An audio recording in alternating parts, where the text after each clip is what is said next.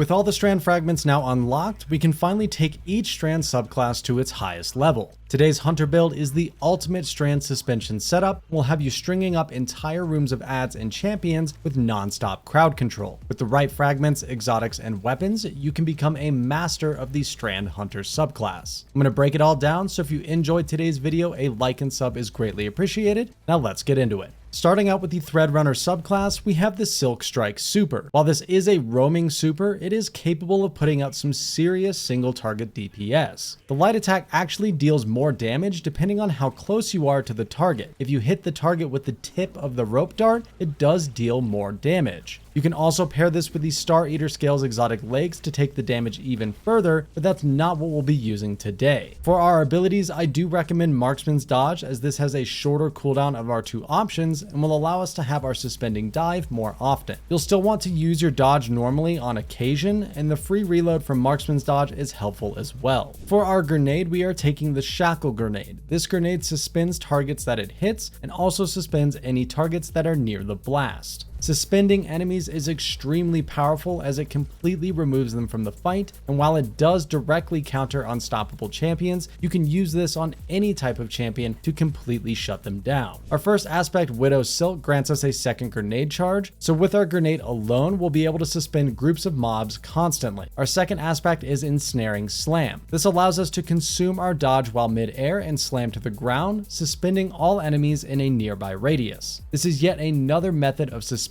enemies. I do want to make a point of informing you that this ability counts as an air move and not a class ability. What that means is that it won't activate the reload from Marksman's Dodge, and it does not activate any armor mods that utilize our class ability either. So things like Bomber and Utility Kickstart will not be procced when we use our Suspending Slam. But that's okay, it won't affect our mod setup, and we're mainly just using this as an additional method of crowd control. To pair with this, we are taking the 6 Coyote exotic chest piece. This exotic is very straightforward and grants us a second class ability charge. So now we will have 2 shackle grenades and 2 suspending slams, meaning you will nearly always have a way of activating suspension on packs of enemies. Moving on to our fragments, these are the 4 that I have found to be the most useful for a full suspension setup. Thread of Mind will grant us class ability energy whenever we defeat a suspended target. This is extremely generous and grants a ton of class ability energy. In all the gameplay you're seeing, I only have 50 mobility, and I'm constantly getting my slam back since nearly every enemy we defeat is suspended. Next, we take Thread of Generation, where dealing damage of any kind generates grenade energy. This forms a really simple loop for the build where we are constantly defeating suspended enemies and getting our dodge back, and while we deal damage of any kind, we also get our grenade back. Thread of Wisdom will allow us to create an Orb of Power when we defeat a suspended target with a precision final blow. On paper, this sounds more difficult than it really is, and one of my weapon recommendations will make this incredibly easy. There is a small cooldown after you generate 2 orbs via this fragment, but it's hardly noticeable. Finally, we take Thread of Warding, which grants us the Woven Mail buff whenever we pick up an Orb of Power. This grants us damage reduction and is really helpful for getting off those ensnaring slams in tense situations. This setup will make us a master of the suspend mechanic, but our mods, artifact perks, and weapons will take it even further. On our artifact, I recommend taking Authorized Mods Strand, Authorized Mods Grenades, and Multi-Siphon mods, all from the second column. This will reduce the cost of our Strand and Grenade mods and grant us access to multi-element Siphon mods on our helmet. Even though this is a Strand build, I still highly recommend taking Volatile Flow, as this grants us free volatile rounds on any void weapon when we pick up an Orb of Power. If you are also using a Strand weapon, I would highly recommend taking Untangler. This creates a suspending blast whenever we destroy a Strand Tangle with a Strand weapon. This gives us another method of suspending enemies. Following that, I recommend taking Shatter Orbs, which will create an Orb of Power when we match an enemy's shield and break it. And then I also recommend Allied Unraveling, which grants us unraveling rounds on our Strand weapons, and Threaded Blast, which will greatly increase the blast radius and damage of Strand Tangles when we destroy them with a Strand weapon.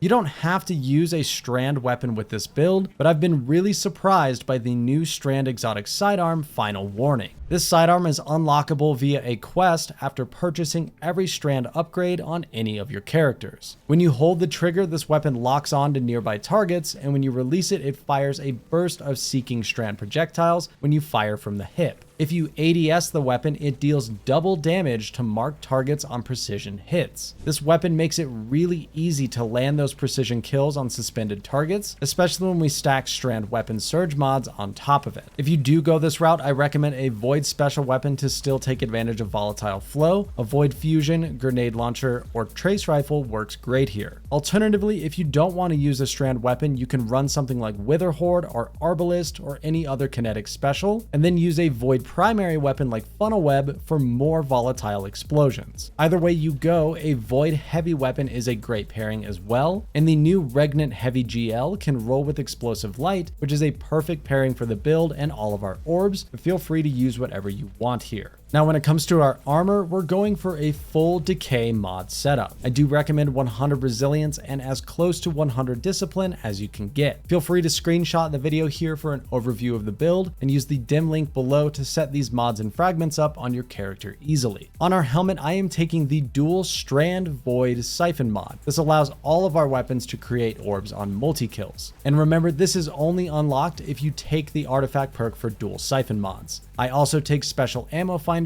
and special ammo scout. On our arms, I am taking 2 copies of Bolstering Detonation, which reduces our class ability cooldown when we hit a target with our grenade. I am also taking Font of Focus, which grants a discipline bonus while we have armor charges, since I'm not quite at 100 discipline with my armor. Feel free to take a loader mod or another copy of Bolstering Detonation if you want to. On our chest, I am taking Charged Up, which raises our cap on armor charges up to 4, and any resist mods that you might find necessary. For our legs, I am taking both Void Weapon Surge and Strand Weapon Surge to grant all of our weapons a 10% damage increase while we have armor charges. If you're not using a strand weapon, you can double up on Void Surge for a 17% weapon damage increase. I am also taking Recuperation, which instantly grants us a chunk of health when we pick up an orb, which really helps in some of those dicey situations. Finally, on our class item, I want to remind everyone again that mods like Bomber, Outreach, and Utility Kickstart do not activate on Ensnaring Slam. The game seems to classify that ability as an air move and not a normal dodge. You can still use your normal dodge to utilize these mods if you want to. Personally, I am taking Time Dilation, which increases the duration on our armor charges from 10 seconds to 15, and Empowered Finisher, which grants us an armor charge when we perform a finisher. Between our mods and defeating suspended enemies, we will constantly be making orbs, which grants us Woven Mail and Volatile rounds,